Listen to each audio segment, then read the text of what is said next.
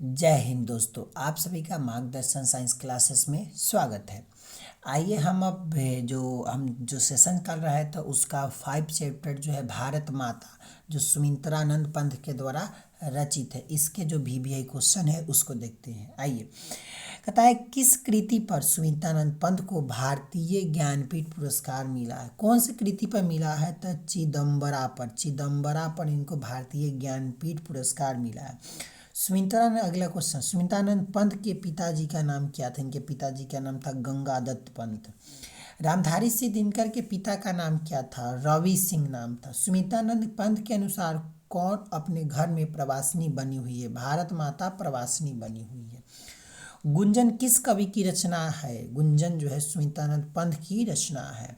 युगपथ किस कवि की रचना है? सुमित्रानंद पंत की रचना है। देखिए, ये सब क्वेश्चन जो है बड़ी इंपॉर्टेंट है, इसको याद नहीं करिएगा तब फिर मात खा जाइएगा एग्जाम में, इसलिए इसको बेदम याद करिए। और आपका जो है अब कुछ दिन बचा है, 2 महीना बचा है। 2 महीना में आप जितना याद कर सकते उसके इतना याद करिए। देखिए, ताकि किस कोटि संतान नग्न तन, मतलब कि यह पंक्ति जो है किस शीर्षक के था? भारत माता से ही लिया गया है यह शीर्षक। कहता है सुमित्रानंद पंत का जन्म कब हुआ था? तो 1900 ईस्वी में इनका जन्म हुआ था। सुमित्रानंद पंत को मानव सौंदर्य ने किस ओर आकर्षित किया था? समाजवाद की ओर आकर्षित किया था।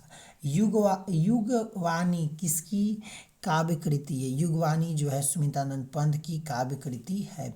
कवि सुमित्रानंद पंत के अनुसार भारत माता कितनी संतानें दरिद्रता और अभाव से ग्रसित है? 30 करोड़ संतानें। कितने करोड़? 30 करोड़। सुमित्रानंद पंत के अनुसार भारत माता किसकी पूर्व है, किसकी मूर्ति है? भारत माता उदास मिट्टी की ना। कहता है कि सफल आ है, सफल आज उसका तप संयम, पीला अहिंसा, स्तंभ सुधोपस पस। प्रस्तुत पंक्ति किस कवि की है? जो है भारत माता की है। किसकी? भारत माता की। भारत माता कहाँ निवास करती है? तो गांव में। कहाँ निवास करते? गांव में।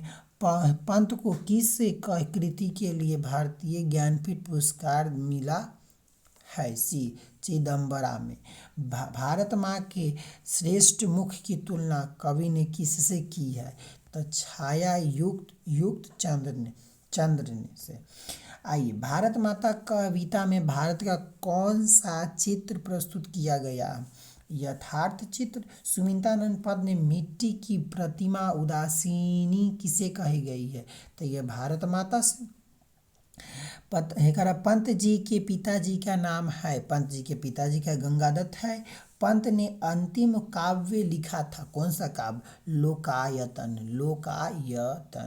आगे कहता है भारत माता शीर्षक प्रगीत पंत के किस काव्य संकलन से लिया गया है? यह जो है ग्राम्य से लिया गया है। कहता है कि हासिनी कौन है? सरदे दुहासिनी कौन है?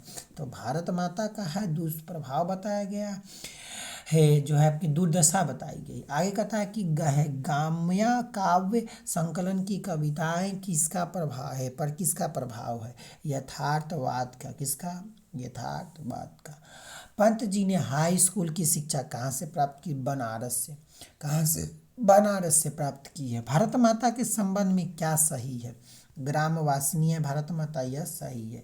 गीता प्रकाशनी किसके लिए प्रयुक्त की गई है? भारत माता के लिए। पंत का जन्म कहाँ हुआ था? तब कौसानी अल्मोड़ा में हुआ था। कौसानी अल्मोड़ा में।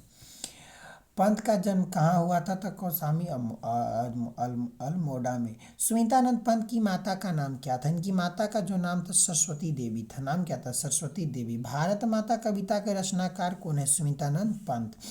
कहता है कि अगला नंबर 30 प्रकृति का सुकुमार कवि किसे कहा गया? पंत को कहा गया सुकुमार कवि।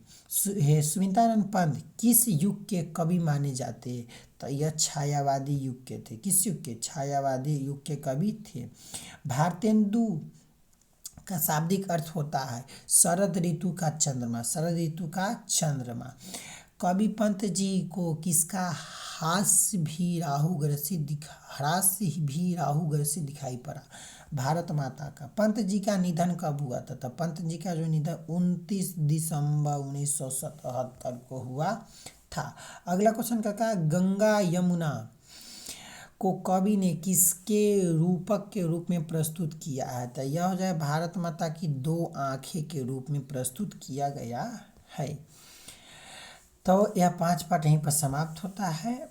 आज के लिए इतना ही। अब मिलेंगे हम नेक्स्ट चैप्टर के साथ नेक्स्ट वीडियो में। जय हिंद, जय भारत।